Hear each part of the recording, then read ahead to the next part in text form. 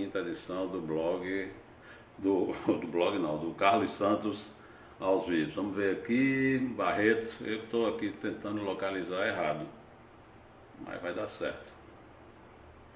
Blog do Barreto, vamos ver se já já a gente consegue esse contato com Bruno Barreto. Vamos ver aqui. Ainda não. Blog do Barreto, ó, acho que eu encontrei por aqui. Deve ser esse aqui. Vamos ver aqui. Boa noite. Olha aí, boa noite, amigo. Boa noite, Carlos. Tá me ouvindo? A gente convida as pessoas, elas já chegam assim, né? Tá certo.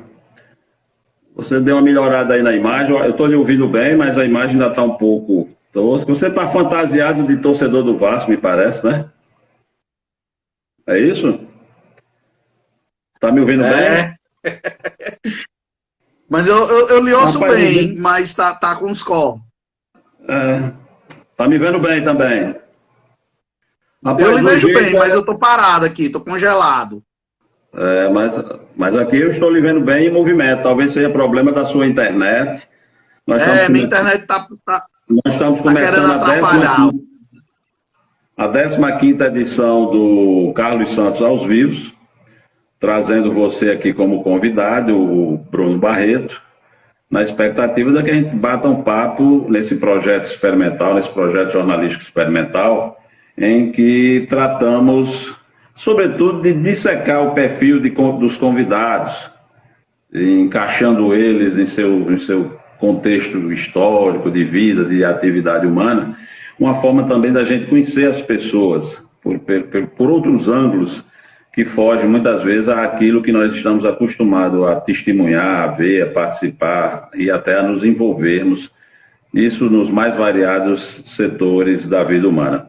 Mas como você veio já tentando me causar uma surpresa, eu já pedi aqui à produção, eu suspeitava que você pudesse vir fantasiado.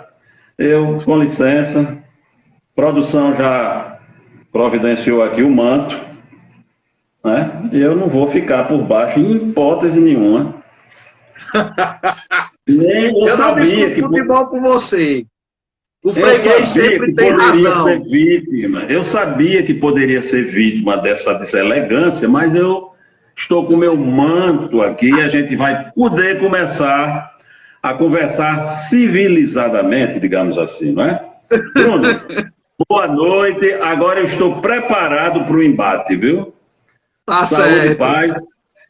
Fale com os nossos internautas, muitos certamente estão aqui para lhe conhecer melhor, para bater papo com você, interagir conosco. Primeiro, mandar uma boa noite aí para todo mundo, agradecer aí quem está tirando um tempinho para ouvir, dizer que eu me sinto muito honrado em ter sido convidado por você para participar desse programa. Eu não discuto futebol com você, porque como eu disse, né? O freguês sempre tem razão. Quando o Carlos Santos vem aqui em casa, viu, galera? Eu boto o hino do Fluminense quando eu vejo que ele tá chegando. Boto o hino para homenagear, né? Porque meu freguês preferido é o Fluminense. Já que a gente não vê do Flamengo... É raro eu aparecer por aí, mas obrigado pelas homenagens. Bruno, a gente começa esse bate-papo do Carlos Santos aos Vivos. Você certamente conhece esse projeto. Algumas pessoas que estão chegando agora talvez não conheçam, não sabem qual seja a proposta. De certo modo, eu já dissequei, fiz um resumo.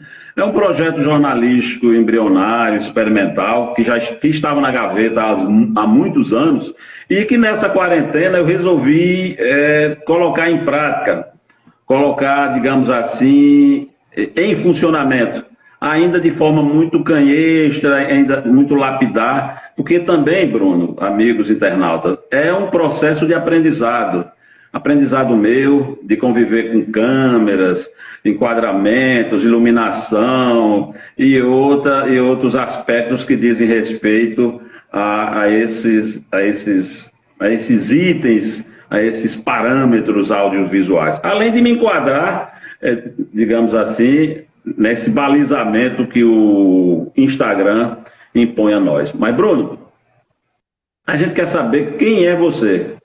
Você nasceu na Ribeira do Mossoró, na Ribeira do Potengi, e aí? Nasci realmente muito próximo da Ribeira do Potengi. Eu nasci na maternidade de Januário Cico, 10 de dezembro de 81. Morei em Natal até os meus 21 anos. E eu sempre quis, desde menino, primeiro eu queria ser jogador, né? Mas aí você querer ser goleiro com 1,74 m e com 10 graus de miopia, não vai rolar. Então eu percebi que não ia rolar por causa disso, não tinha condições. Cirurgia para miopia não existia, tinha que ficar usando lente, era bem desconfortável usar lente, né, para jogar bola. Então eu acabei de eu vou estudar. Eu não era muito chegado em estudar, não ia para aula meio que obrigado. Aí eu disse, rapaz, meu tio é jornalista, a profissão é legal, eu vou ser jornalista, meu sonho é ser comentarista de futebol. Só que eu também sou fascinado por história, desde criança.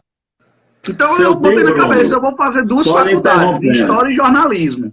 Lhe interrompendo, seu tio jornalista Emanuel Barreto, né? Isso. Tem um blog muito bom, por sinal. Ele voltou a escrever no blog, no Coisas de Jornal. Meu tio, se eu escrevesse 10% do que meu tio escreve, eu tivesse a capacidade literária que tem para redigir um texto que meu tio tem. Mas aprendo muito lendo ele e lendo você também, claro. Acompanho o trabalho de Emanuel Barreto desde a época do Diário de Natal. Emanuel Barreto. E tantos outros valores de uma época que eu acho uma época de ouro do jornalismo do Rio Grande do Norte. Paulo Tarcísio, Cassiano, Vicente Cerejo e tantos outros valores. Mas continue, por favor. Aí eu decidi dar mais atenção aos estudos e eu fui evoluindo. Quando chegou na época do vestibular, eu tentei para jornalismo, não passei no primeiro, aí fui pro cursinho, e aí um amigo me avisou, assim, no meio do intervalo, chegou com um recorte da Tribuna e disse, rapaz, vai ter jornalismo na UERN em Mossoró.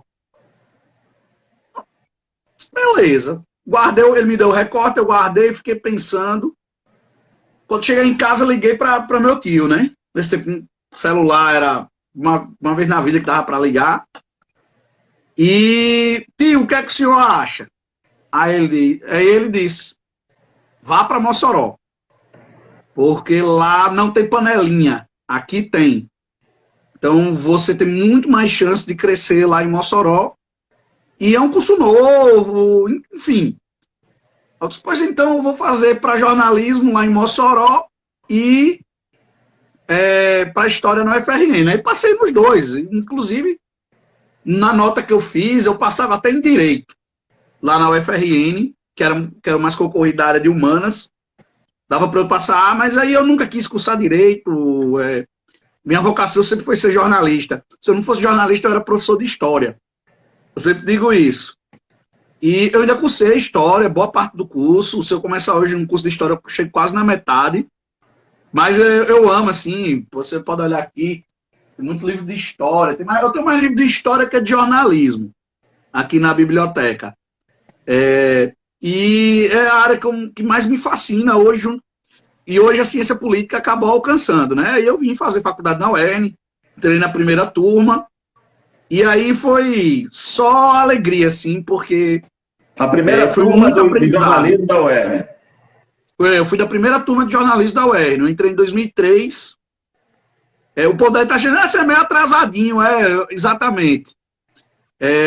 Meus estudos foram meio bagunçados aí por umas coisas da vida. Minha mãe passou uma dificuldade financeira em 88. Ela já tinha me botado como se eu tivesse nascido em 83, em 82. Que eu sou de dezembro. E minha mãe passou uma dificuldade financeira e teve que me tirar da escola no meio do ano. E aí, mudança, essas coisas, enfim. Aí eu tive que recomeçar a alfabetização tudo de novo em 89. Então isso aí atrapalhou um pouco o meu desenvolvimento, meus estudos também, essa situação provocada por essa dificuldade financeira da minha mãe. Então, eu tive uma infância muito boa, porque eu fui morar ali em Nova Parnamirim, num tempo que Nova Parnamirim ainda estava começando a virar bairro. Então, assim, tinha muita área rural ainda. Roubei muito caju, levei muita carreira de cachorro em sítio. Tive infância de menino de interior mesmo, assim, de zona rural.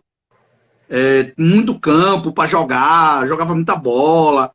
Eu tive uma infância bem divertida, apesar das dificuldades que minha família tinha. Bruno, você veio com esse projeto para Mossoró, tipo, fazer o curso, terminar e voltar para Natal? Ou disse, não, vou para ficar? A ideia era vir aqui e voltar. Voltar para terminar o curso de História e tentar carreira jornalística lá por Natal. Só que aí a gente não tem um controle sobre a vida, né? E eu fui vendo que aqui era melhor, que eu já estava estabelecido lá no jornal, lá no Mossoroense. Aí tinha ganhado a oportunidade lá na TV Mossoró. No fim foi minha mãe que veio e passou aqui uns 6 anos. Mas você começou na atividade jornalística na lide diária, mesmo antes de concluir o curso? Bem antes. Antes de começar o curso eu já estava estagiando. Porque meu tio, ele era professor da UFRN. E ele foi professor de Cide Augusto. Cide Augusto. Exatamente. Ele foi professor de Cide Augusto. E um dia, depois de uma aula, ele comentou com o Cide Augusto: ó, meu sobrinho passou vestibular lá em Mossoró, no meio do ano ele está se mudando. E aí, Cide Augusto, pois ele vai trabalhar no meu jornal. Cide até brincou, se você escrever... Se você tiver 10% do talento do seu tio, você vai ser um dos melhores do estado. Ele até brincou isso quando me conheceu. E aí foi só sucesso. O Cid é um ídolo para mim. É um cara gigantesco como ser humano. Eu tenho uma gratidão gigante por ele. Quando eu encontro, eu sempre faço questão de registrar isso. Ele é um cara que eu tenho muita admiração, muito carinho. Aprendi muito com ele. Foi meu professor fora da faculdade, foi Cide Augusto. Eu fico até um pouco emocionado de falar por ele ter me dado tanto apoio, assim, ter acreditado tanto no meu potencial. Eu estive com ele há uns 2 ou 3 dias, assim, por acaso, e quando a gente se encontra, Cide Augusto foi dirigente, jornalista, digamos assim, de pegar mesmo na massa no jornal Mossoroense. Quando a gente se encontra é conversa demais, a gente tem que apartar. Mas vamos falar aqui de pessoas que estão fazendo contato conosco. Vamos ver aqui. Ailson Teodoro, amigo comum nosso. Boa noite aos amigos Carlos e Bruno. Professor Thales, também amigo comum. Dupla show, só não gostei das camisas. Esse Thales, meu Deus. Pois tudo bem, Thales. Boa noite, Master. Silas, parabéns, vocês são mito em Mossoró. William Robson, galera massa. Naide Rosado. Naide Rosado é plantonista do Carlos Santos aos vivos e do nosso blog, o blog Carlos Santos. Eu acho que ela assistiu todas as edições. Então ela está mandando um abraço. Bruno parece um alemão. Com 1,70 m e pouco, mas parece. Silas. Um alemão baixinho. Vocês são bem-vindos na zona rural da Maísa. Eu quero ir para a zona rural da Maísa, Silas. Depois faça contato que eu quero passar sim. Vocês têm livros? A história dos só não como galinha, viu, Silas? Silas, nós vamos falar aqui sobre livros também, vamos falar sobre livros. João Carlos, deve ser Medeiros, Duas Potências do Jornalismo do Rio Grande do Norte. Fala um pouco sobre a história que a campanha eleitoral de Mossoró de 2012. Vamos ver se a gente consegue chegar lá. Bruno, jornalismo impresso, formatura, decidiu ficar em Mossoró. Você já deve ter o que aí? Uns 12, 15 anos de atividade jornalística? Você vai se surpreender, apesar dessa carinha aqui de menino. 17 anos. Pois é, rapaz. Pois é, que bom. Nesse ínter, rádio, jornal impresso, televisão, web jornalismo e livro. Então, experiências as mais diversas na atividade jornalística. E assessoria de imprensa da UERN, né? Sim, concursado, assessor de imprensa da UERN. Mas eu quero especificamente, Bruno, falar sobre livro. A gente, de algum modo, aqui já recebeu uma pauta, falar sobre campanha, etc. Você tem um livro muito interessante. Inclusive, eu comprei mais de um exemplar, porque eu comprei para presentear alguns amigos, que gostam de história e gostam da política. E eu quero que você fale sobre esse livro, um livro que você lançou, acho que faz uns 4, 5 anos, é isso? Lancei em dezembro de 2017. Pois é. Me fale desse livro, fale aos nossos amigos sobre esse livro, o foco dele, um trabalho de pesquisa muito interessante. Pois é, você é modesto, não fala, mas você que fez o prefácio do livro, né? É um prefácio que me deixou bem emocionado quando eu li. O livro, e meu tio fez a apresentação, né, tio Emanuel, e você o prefácio. O livro, ele é fruto de uma pesquisa para minha dissertação de mestrado. Eu fiz algumas modificações, algumas adaptações, para deixar ele com a linguagem mais jornalística, porque a dissertação estava com outra linguagem. Então, eu fiz algumas adaptações no texto, para ele ficar menos rebuscado. Cortei um capítulo da introdução, que era totalmente desinteressante para quem não é do meio acadêmico. E o livro segundo filho, né? Meu caçula, que mais é João Pedro. E o livro Os Rosados Divididos, como os jornais não contaram essa história, trata da divisão dos rosados. Ele nasceu assim. Eu tinha passado para a seleção do mestrado com um projeto e eu vi que o projeto não ia ser Está falhando sua internet, vamos ver se dá uma melhorada. Pelo menos aqui o sinal não está bom. Voltou agora o sinal? Voltou. E uma das dicas que eu vou dar, até que você for fazer uma seleção de mestrado, vão te perguntar, topa mudar o projeto? Você tem que dizer que topa mudar o projeto. E o meu orientador não pediu, foi uma coisa minha mesmo. Eu disse, rapaz, eu acho que se eu mexer com isso aqui, dá um assunto interessante. E você participou dessa história, porque nasceu de uma conversa minha com a Ira. Eu vivia... Quando eu não tinha o que fazer lá no Moçoroense, eu ia olhar no cantinho lá de vovô, né, que é uma figura histórica lá do jornal. E eu ficava olhando jornais velhos, ele ficava mostrando as manchetes, rindo. As manchetes eram bem escatológicas, né? E numa dessas conversas, eu fui olhando aqui, e ninguém dava notícia dessa divisão dos ousados, olhando. Quando eu encontrei lá ele no corredor. Aí os jornais, nunca teve uma manchete de jornais falando da divisão dos ousados. Aí lá ele, não. Aí eu, por quê? Não vinha ao caso. Aí eu, beleza, aí fiz minhas matérias, terminou o expediente, quando chegou, eu falei com você no WhatsApp. E você disse, realmente não teve um discurso de desuído, era o mais fraco, que realmente eu encontrei na pesquisa, com esse discurso que você me falou. E eu disse, cara, eu tô com um negócio aqui muito melhor do que o negócio de análise do discurso, de terra arrasada, que é outra coisa, o trabalho sobre os governantes, né, que usam o discurso da terra arrasada quando assumem. E eu disse, cara, isso aqui é muito mais relevante para a cidade, para o Estado. Eu vou pesquisar sobre isso aqui. Falei com meu orientador, ele topou e aí foi pesado. Eu passei um carnaval trancado, pesquisando. E assim, eu queria agradecer muito, se tiver algum filho dele ou filha, algum parente dele aqui, o saudoso Alni. Ele foi uma pessoa fundamental também para essa pesquisa, ele facilitou muito minha vida lá no museu. Ele era o diretor do museu na época, depois, infelizmente, ele não viveu a tempo de ver esse projeto sair, ser impresso, né? Queria muito poder ter dedicado um livro ao saudoso Alni. Ele foi muito importante, eu não quero esquecer dele. O professor Marcílio Falcão, meu orientador, Lemuel Rodrigues. Inclusive, eu contesto no livro uma tese dele, que ele achava que a divisão dos rosados foi combinada, e no livro, na minha pesquisa, eu vi que não foi. É um assunto complexo demais para ter sido uma mera combinação. E assim, eu acho que as pessoas confundem muito essa questão dos rosados, inclusive a esquerda aqui local, é meio teoria da conspiração, né? Tipo assim, o cara chegou pro Van Rosado e chegaram lá pro sobrinho, você fica aí no PFL, funda aí o PFL com o Tarcísio Maia, né? Nosso adversário, nosso inimigo histórico, e a gente fica aqui, que é bom, que agora que vai virar democracia, não aparece ninguém para enfrentar a gente.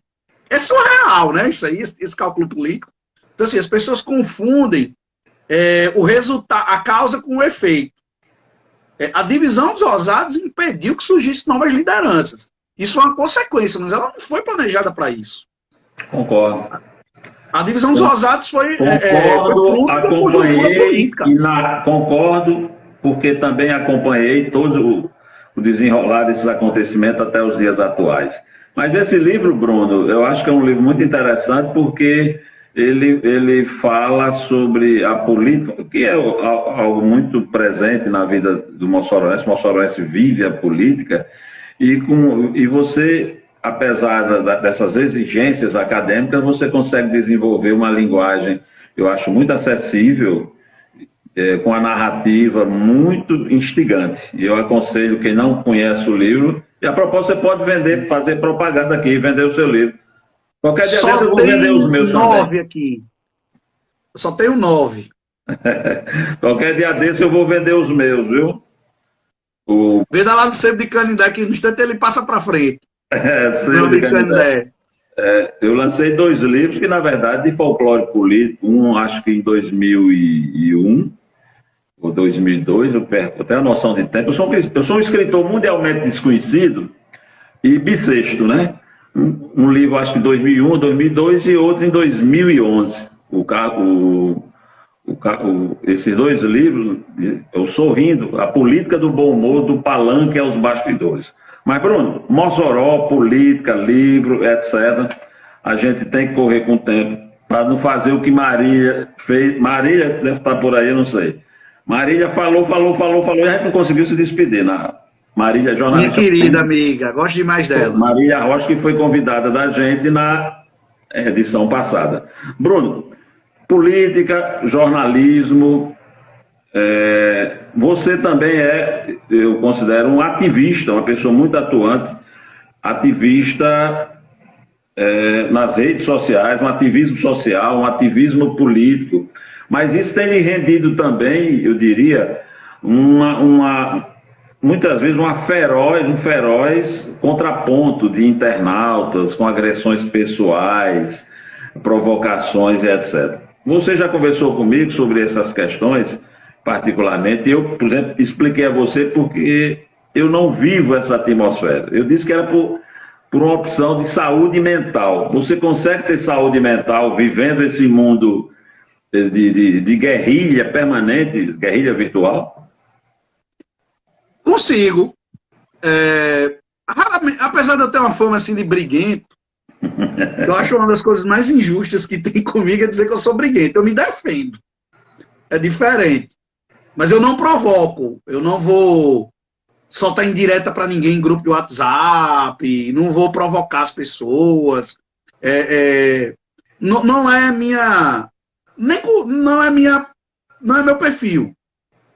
Eu gosto de fazer meus comentários. E aí incomoda muita gente. Tem gente que não gosta. Na verdade, não me estressa. Eu até me divirto, às vezes, com as viagens de alguns. Quando é mais aquela galera mais lunática, eu dou boas gargalhadas. Eu acho alguns muito sem noção. Enfim, não me incomoda muito, não. Eu lido bem. Eu sempre vivi nesse fio da navalha. Eu pago um preço muito alto por assumir minhas posições, por ter uma posição política muito clara, ler quem quer, ninguém é obrigado a acompanhar meu trabalho. Mas tem uma galera muito maluca, cara. Uma galera muito sem noção. Eu confesso que eu já tive que dar alguns blocos. Não gosto, me dói no coração quando eu tenho que bloquear alguém. Mas algumas pessoas realmente não tinham como não bloquear. Nesses anos todinho, eu acho que eu não bloqueei 20 pessoas. Mas assim, foram casos muito, muito específicos.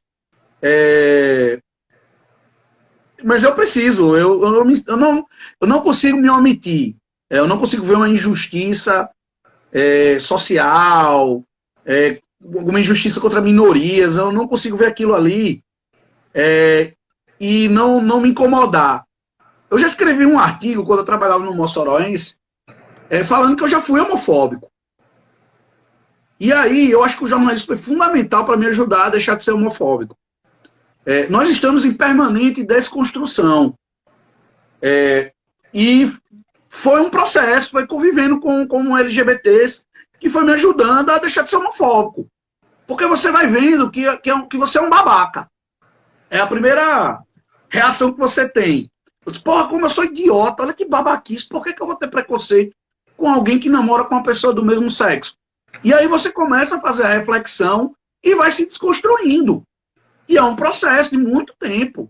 Então, assim, alguns amigos que trabalharam comigo no Jornal Mossoroense, depois nas emissoras de TV que eu trabalhei, e eles foram, assim, fantásticos para me ajudar nesse processo, assim, a convivência com eles. Eles não precisavam me dizer nada. Foi o carinho que eu desenvolvi com eles, na convivência, que fez eu perceber que eu estava sendo um babaca. Bruno, vamos falar aqui de novo com pessoas que fazem contato. Inácio Medeiros, boa noite, Bruno e Carlos, professor Tales. Eu perdi algumas edições do Ao Vivo. JP Macedo me dá uma dica aqui em relação a links no History. Isso tem a ver com quantidade de seguidores, meu caro Macedo, mas a gente vai cuidar disso. De algum modo eu uso um artifício, que é colocar em cada postagem no feed um endereço que você pode clicar, vai para a primeira página do Instagram e acessa a página do blog. É um atalho, digamos assim. Samuel Araújo, meu filho, a camisa do meu velho é mais linda que a de Bruno. Tricolor até o fim, claro. Nesce. Teu menino, né, Carlos? Samuel. É seu filho, é? Meire Rosado, estou interessado no livro. Meire, eu estou interessado no mel. Meire Rosado, esposa do ex-deputado Betinho, dizendo que está interessado no seu livro e eu dizendo que estou interessado no mel. E eu vou pegar esse mel, viu, Meire? Essa semana ainda, pode ter certeza. Olha, Meire, me perguntavam muito se tinha tido Rosado no lançamento do livro. Não veio nenhum. Talvez você seja a primeira Rosada ali. Gente da melhor qualidade, Meire. Cátia Formiga, sou fã dos dois. Sempre que quero saber a procedência de uma notícia, já sabe. Falo logo com os dois pelo zap. É verdade, eu não sei se eu sou o primeiro ou o segundo, mas fala, viu? Vi falando. Bruno, essa questão de preconceito, de homofobia, etc. O prefixo pré, de fato, cabe em posições. Uma que você fez uma conversão, mudou e tal. Tudo, digamos, que nós resistimos de algum modo, tem a ver com a preconcepção, com a construção primária, familiar, de ambiente. Ninguém nasce intolerante, Bruno. Não. Eu acho que as pessoas, é o ambiente que torna as pessoas intolerantes. Ninguém nasce assim, as pessoas se desenvolvem. Eu acho que muito da homofobia vem também. A gente tenta simplificar as coisas, às vezes usando a técnica freudiana, né? E achar que as pessoas são homofóbicas porque são enrustidas, né? Não necessariamente. Tem muita gente que é assim. Mas também eu acho que a maioria das pessoas, pelo que eu percebo assim ao longo da vida, é a não convivência. E como a gente já diz, é uma minoria, né? É uma minoria social. Então nem todo mundo convive com eles. Então a não convivência ajuda a gerar um preconceito. Então acho que se as pessoas convivessem mais, com mais gente LGBT, com mais pessoas LGBT, as pessoas que são heterossexuais, elas teriam mais propensão a serem mais, não digo nem tolerantes, o caso aí não é de tolerância ou intolerância. Porque não tem o que tolerar uma pessoa ser LGBT. É você respeitar ou não respeitar. Que eu entendo que é um outro nível de linguagem a respeito do assunto. Então, assim, é respeitar. É respeitar, porque as pessoas não são más ou boas pela sua orientação sexual. As pessoas são más ou boas pela índole delas. As pessoas não são más ou boas pela cor da pele. Mas é pela índole. Então, eu acho que muito do preconceito existe pela não convivência. Então, como você não convive, e quando fica uma coisa muito distante, então, e você fica ali naquele meio, só dos heterossexuais, e acaba gerando essa situação. Porque a gente tem muito da questão do bando, né? O ser humano é muito tribal. Então, quando você está ali naquela tribo, você acaba desenvolvendo o sentimento majoritário da tribo. Eu percebo muito isso na sociedade.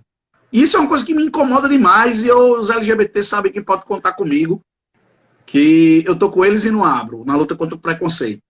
Olha, Naide Rosado está aqui, ela intervém. Naide mora no Rio de Janeiro, filha do ex-prefeito de Zui Rosado.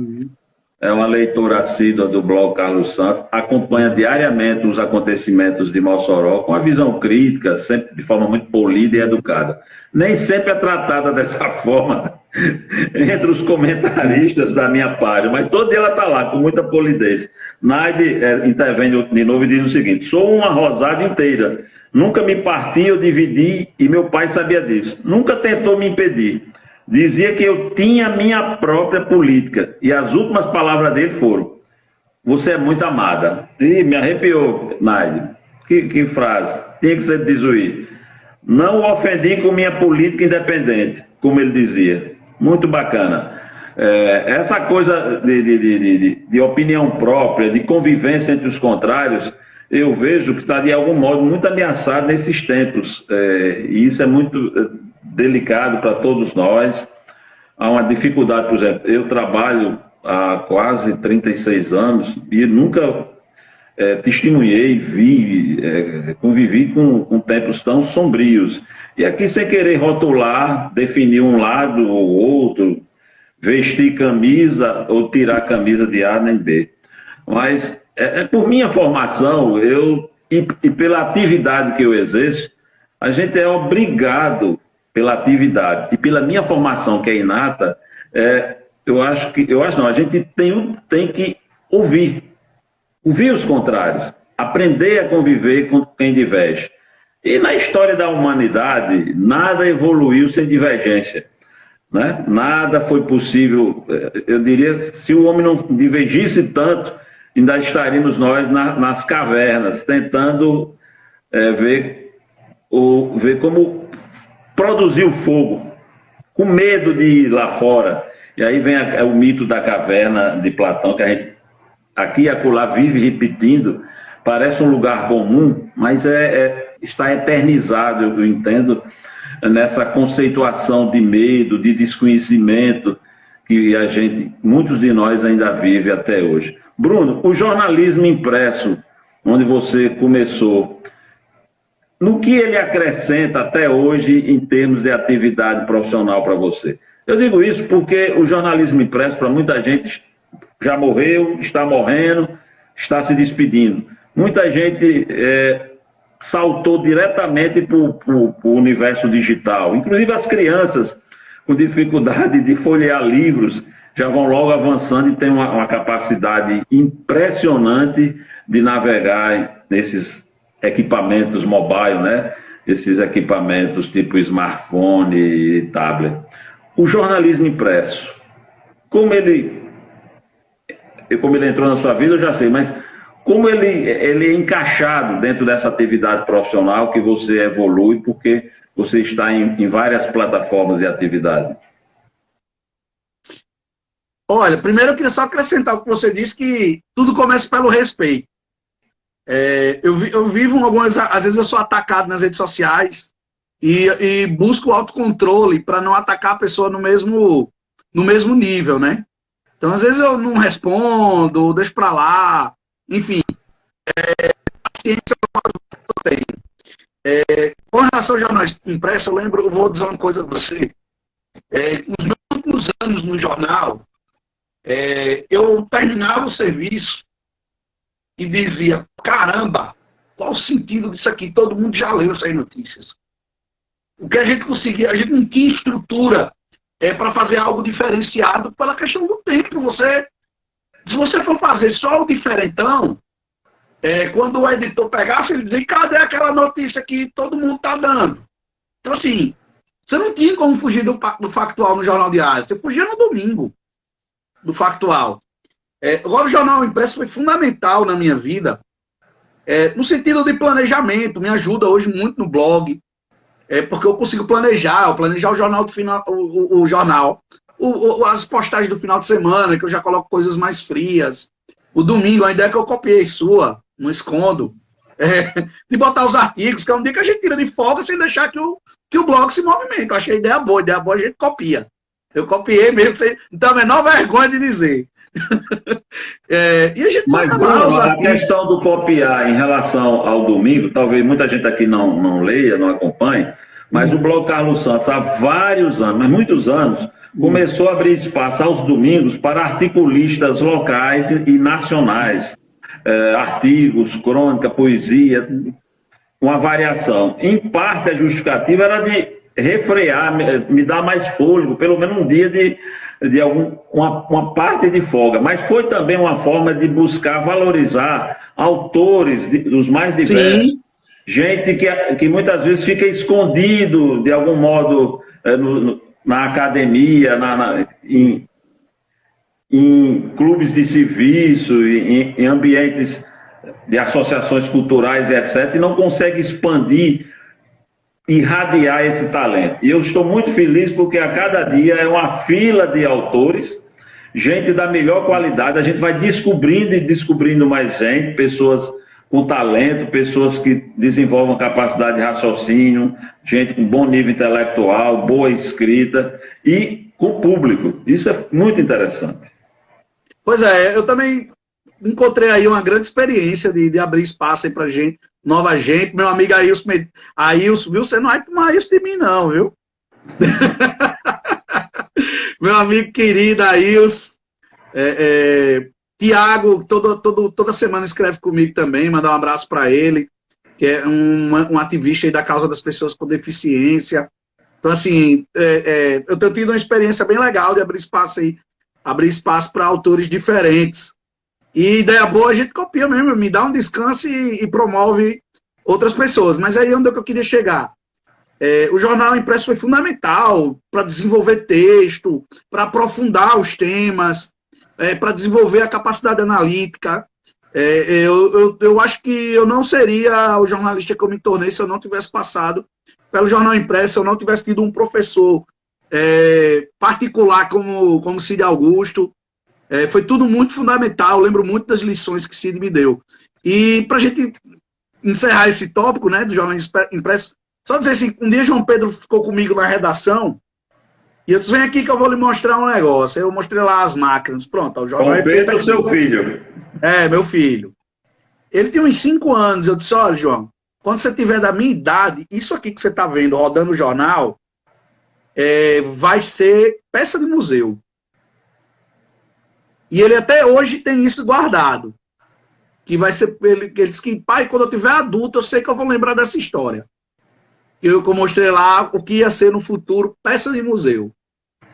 Bruno, eu vejo no seu trabalho, eu não sei se o que eu vou levantar aqui eu já tratei diretamente com você, mas eu vejo no seu trabalho algo muito significativo, porque eu acompanho ao longo de muitos e muitos anos, não apenas a carreira de A ou de B, mas pelo próprio ambiente de atividade que nós temos, muitos e muitos profissionais de comunicação, de jornalismo, e poucos eu vi em toda essa trajetória, inclusive fazendo também um rebobinamento muito além do ponto de partida da minha profissão, muito pouca gente lidando com a política também sob o aspecto científico, a ciência política. E eu vejo que você passou a também estudar a ciência política, sem que necessariamente transforme esse conhecimento cientificista num conteúdo gongórico,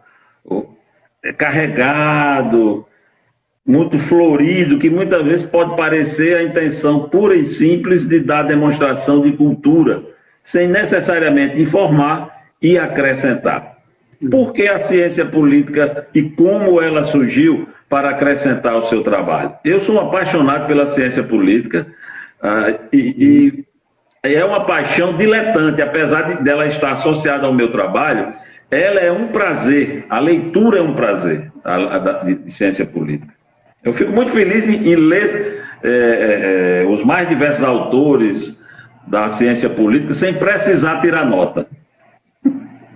Olha, toda pessoa que vai trabalhar com jornalismo político, eu acho que tem alguns pilares que vai fazer dela um bom jornalista. Você não faz jornalismo político, Carlos, só com factual, só com declaratório. o jornalismo político exige reflexão, ele exige um trabalho de conteúdo para você fazer análise. Você pode olhar que a gente posta uma matéria, o pessoal às vezes vem perguntar qual é a sua opinião sobre isso. O pessoal quer que a gente opine. Então, para você poder fazer uma opinião embasada, você precisa estudar. Então, para mim, são 3 pilares fundamentais para você poder fazer um bom jornalismo político em qualquer lugar do mundo. Estudar pesquisa eleitoral, para você poder explicar os números daquela pesquisa, você estudar a estatística e conseguir fazer a leitura, sintetizar aqueles números e casar vários trechos da pesquisa. E isso casa com a ciência política, porque a ciência política também ensina isso. Então você precisa conhecer os conceitos. Ora, como é que alguém vai escrever política e não consegue distinguir sistemas de governo? Não consegue compreender o que é o voto distrital, o que é o voto majoritário, o que é um voto proporcional. As pessoas precisam, é nosso dever explicar para as pessoas isso aí. E aí você precisa aprofundar todo o estudo sobre jornalismo da ciência política. Eu tenho uma estante aqui, que ela é quase toda só de livro de ciência política. E eu pretendo fazer doutorado em ciência política, meu mestrado em ciências sociais e humanas, e eu já decidi, eu não vou fazer doutorado de jornalismo nem em ciências sociais. Eu vou focar na ciência política, porque eu acho que eu tenho muito a aprender tecnicamente. Agora, é isso que você falou. Eu não posso pegar esse conhecimento que eu estou adquirindo e fazer isso texto rebuscado, porque eu tenho que escrever para todo mundo entender, para todo mundo compreender. Então, quanto menos rebuscado, melhor. Agora, se você puder pegar um conceito e explicar o que é aquele conceito, destrinchar, você está fazendo um bom jornalismo, diga-se de passagem. Porque você está explicando e ajudando as pessoas a ter um conhecimento maior sobre a política. E o terceiro pilar que eu falo é o direito eleitoral. A gente tem que conhecer direito eleitoral. E às vezes conhecendo, a gente passa um negocinho, a gente erra. Sábado mesmo passou um detalhe que eu não prestei atenção. E é uma área que eu tenho algum estudo, tenho algum levantamento, algum trabalho já. Se a gente quiser cair em 2012 aí, 2012 é um marco para mim, porque eu estudei bastante aqueles processos. Até estava brincando hoje com um amigo, dizendo que eu ainda vou escrever. Brincando não, eu tenho esse plano. Escrever um livro sobre as eleições de 2012, porque ela é um marco. Talvez ela lá na frente explique a derrocada dos rosados. Talvez. Bruno, as eleições de 2012, inclusive, foram tratadas aqui por um dos nossos internautas. Hélio Oliveira está intervindo aqui, 2 jornalistas do mais alto gabarito e seriedade de Mossoró, mais um internauta que está participando. Bruno, a questão das eleições de 2012, eu costumo dizer o seguinte, que talvez tudo só seja melhor compreendido, como é próprio da história, não apenas da política, muito além. De algum modo, a compreensão dos acontecimentos daquela eleição, uma eleição extremamente atribulada, cheia de situações atípicas, etc., tudo isso só tenhamos um maior entendimento muito além, muito à frente. E, claro, com os mais variados ângulos de análise, abordagem, é impossível você produzir um material sobre aquele ambiente político sem conflitar com opiniões, sem criar até antipatias. É preciso dar um tempo. Sem sombra de dúvida. Bruno, o planejamento que você faz em relação a doutorado, busca de uma formação na ciência política, é o grande plano, digamos assim, na atividade profissional que você tem para os próximos anos ou séculos? Sim. É um objetivo para essa década. Eu não quero terminar a década de 2020 sem ter feito o doutorado. Não sei se vai ser em 2021 ou em 2030, mas eu estarei, meu plano está num doutorado em ciência política nessa década. Ótimo, excelente. Bruno, você também é uma pessoa que entra no campo da discussão esportiva e já começou, inclusive, me provocando, mas eu estava preparado, minha produção me avisou, eu tive um contato aqui de que você poderia vir aí fantasiado e tal. Então, minha produção me alertou, disse, tenha cuidado que ele pode vir com a camisa do Vasco. Então, eu Você viu que imediatamente eu reagi, né? Sim, sábado um elefante andou atropelando um príncipe, né, aqui. Suspeitei desde o princípio também isso aí.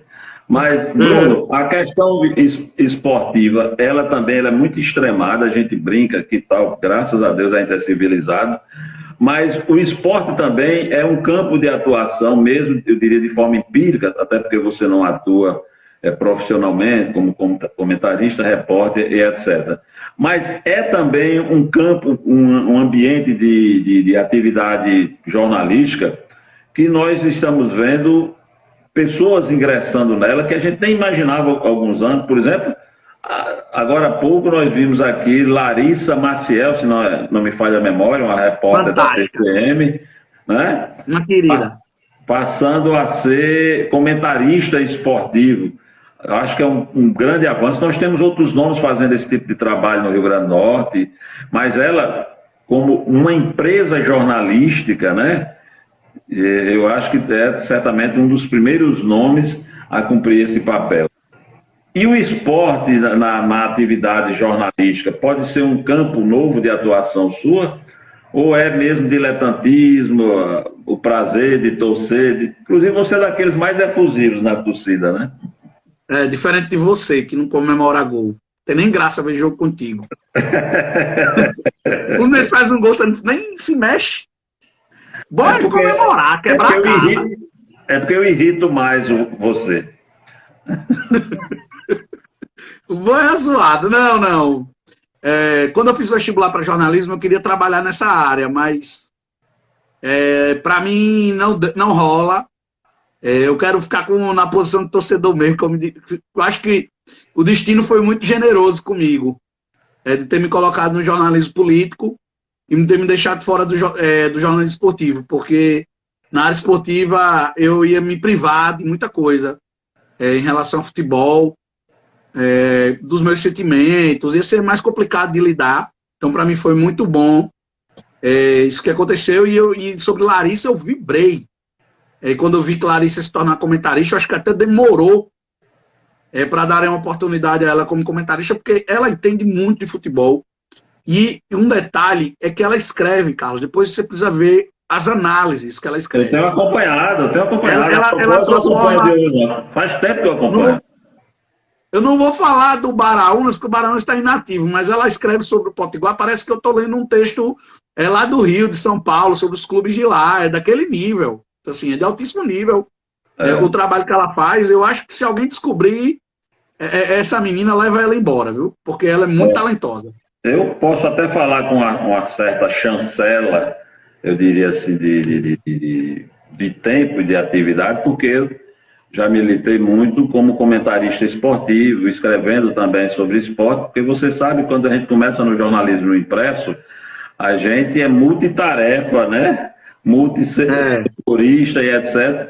E eu só tenho a agradecer pela passagem pelo jornalismo impresso, que me transferiu também para o rádio, para a televisão, para comentários esportivos. E a gente eu ainda dei uma pincelada no jornalismo impresso. Eu dei umas substituídas em Sérgio Oliveira, lá no A gente sabe logo quando a pessoa tem um conteúdo diferenciado. E, sobretudo, quando começa a trabalhar sobre sistemas táticos, que é algo extremamente complexo. Extremamente complexo. Eu sou tão viciado em sistema tático que, às vezes, até assistindo jogos do meu time, às vezes eu perco uma sequência, digamos assim, de lances, um olhar de torcedor para ficar mais atento a posicionamento, saber se houve uma alteração tática e etc., qual é a predisposição de um adversário, o que é que o treinador desse time está fazendo, o que ele orientou, etc. É muito interessante, eu acho que o jornalismo esportivo também acrescenta muito, e a gente tem mais aqui a aplaudir quando a TCM e a FM 95 abrem espaço para essa inovação e no jornalismo. Mas, Bruno, cara, só para dizer, eu tive uma rápida passagem no jornalismo esportivo. Eu comentei uns 3 jogos da 93 e fiz algumas colunas de Sérgio Oliveira. E quando o Vasco veio aqui, naquele fatídico ano de 2005, que passou aquela vergonha lá em São Januário, no jogo de ida, O Vasco jogou aqui, eu cobri para uma revista chamada Revista Coragem, fiz uma matéria especial sobre o jogo. E Sérgio Oliveira, muito generoso comigo, deixou eu realizar o sonho de cobrir um jogo do Vasco. E aí eu que cobri o jogo para ele. Aí depois eu vou tomar uma enquanto você trabalha. E aí eu cobri o jogo do Vasco e Barões aqui no Nogueirão, foi 2-2. Eu cobri lá na beira do campo. Barbosa Bezerra, na sua visão, os Rosados têm peça de reposição na área de Rosados? Sim, nós reproduzimos muito. Pirajara Saldanha, Bolsonaro 2022, Bolsonaro 2022, sem problema. Bruno, os Rosados têm peça de reposição, a gente vai praticamente fechando esse ciclo de bate-papo sobre política para entrar rapidinho aqui, já tá, estão minutos correndo. Tem, mas não tem a mesma qualidade de antes e a melhor peça de reposição dos Rosados teve seus cartuchos queimados de forma precipitada, que foi Larissa. Larissa, eu acho que é o melhor quadro da família Rosado para suceder Rosalba aí como liderança, mas ela se queimou muito com disputa de sucessivas eleições. Isso aí é bom quando você está no começo. Você vai disputando, vai gerando recall. Mas se você insistir em disputas em sequência, o recall se transforma em desgaste. Então, acabou gerando... tudo demais é veneno. Então, ela disputou demais a Prefeitura de Mossoró. Eu acho que o grupo dela tem problemas aí, causados por ter disputado a suplementar em 2014. Não deveria ter disputado. E outra peça de reposição que eu vejo é Beto. Mas Beto tem que fazer uma reconstrução de imagem aí muito pesada. A imagem de Beto hoje é muito negativa em Mossoró. Embora eu, pessoalmente, gosto muito dele. Gente muito boa. E eu sou... Gosto demais de Beto. Eu tenho amizade com os pais dele, gosto dele, me dou bem. Já votei nele, em Beto Rosado, uma figura humana da melhor qualidade. Gosto demais dele, é um cara gente boa. Estamos encerrando aqui, nós vamos agora para o abobômetro. É rapidinho, senão não dá tempo. O abobômetro é um quadro do nosso Carlos Santos aos Vivos, em que a gente produz abobrinha, lógico, né? Amigo, eu faço uma pergunta rapidinho e você responde mais rápido ainda. Combinado? Combinado. Vamos lá. Final do Brasileirão Série A. Vasco e ABC se enfrentam na final. Você vai torcer mesmo por quem? Rapaz, nesse caso aí, pro ABC. Ah, tá certo. Nesse caso, né? Dá bem, tá certo. Eu fico no muro, geralmente. Mas a depender do contexto, eu torço pra Vamos lá, vamos correr, senão não dá tempo. Além de conversar muito, assim como eu, não deixando o outro falar, assim como eu, o que você faz constantemente e sem controle? Que eu faço constantemente, sem controle, trabalhar.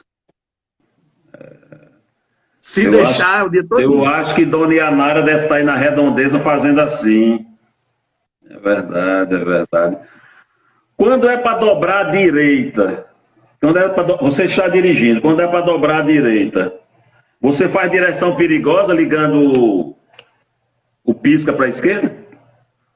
Não, eu faço a manobra correta. Eu entendi a pegadinha. Não, esse é um quadro, na verdade, de sacanagem, cara. De sacanagem mesmo. Me diga uma coisa, existe inveja boa? Se existe, que inveja é essa que você tem? Eu acho que a inveja boa é a admiração. É a inveja que você... Pô, aquele cara ali é bom, vou aprender com ele, vou tentar fazer o meu melhor para conviver com ele, enfim. É a admiração, a inveja boa. A inveja ruim é quando você tenta sabotar os outros porque você se sente inferior. Então essa é a inveja ruim. Mas a inveja boa existe, mas eu prefiro chamar de admiração.